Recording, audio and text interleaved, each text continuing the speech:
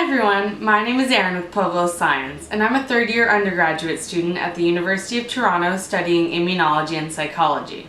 With this experiment, we'll be exploring the psychological principles of operant conditioning to explain what makes dog training so effective.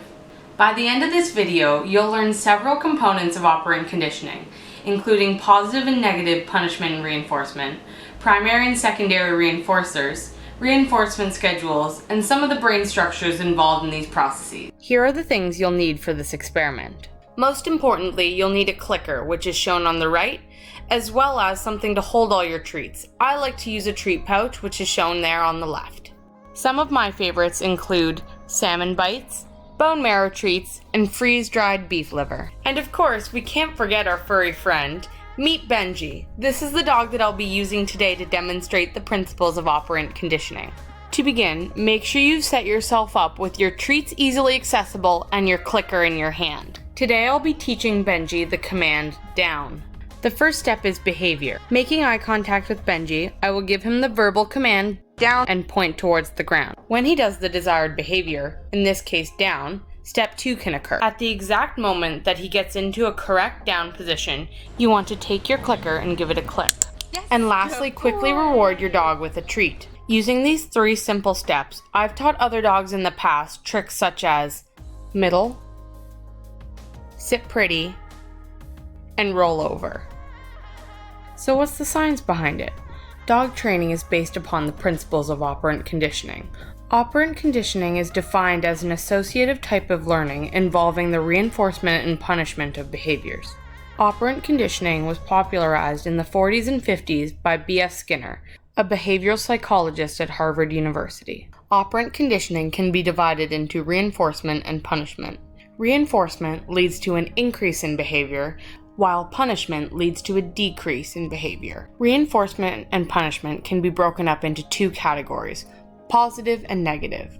Positive is the addition of a consequence or stimuli, whereas negative is the removal of a consequence or stimuli. Now that you understand all the components of operant conditioning, now let's put them together. Positive reinforcement is the addition of something in order to increase behavior. An example of this would be the clicker training that I showed you in this video.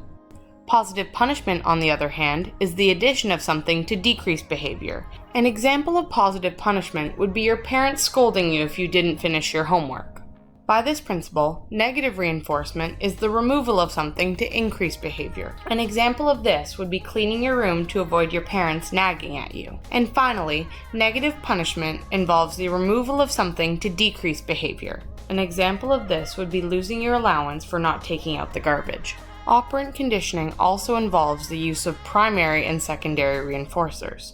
Primary reinforcers are biologically innate and do not require learning to reinforce behavior.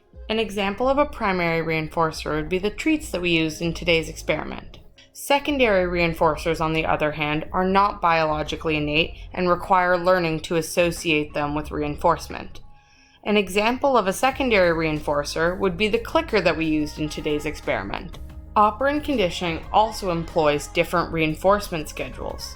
Reinforcement schedules are the different rules that dictate when a behavior will be reinforced. The 4 main reinforcement schedules are fixed ratio, fixed interval, variable ratio, and variable interval.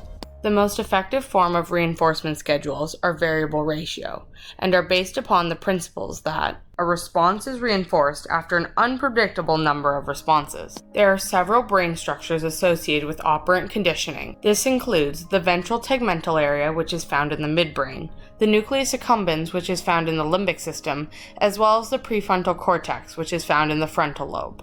Primary reinforcers are innate and do not require learning, whereas secondary reinforcers are learned over time.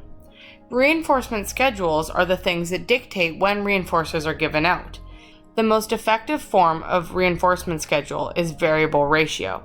And finally, there are several structures in the brain involved in operant conditioning.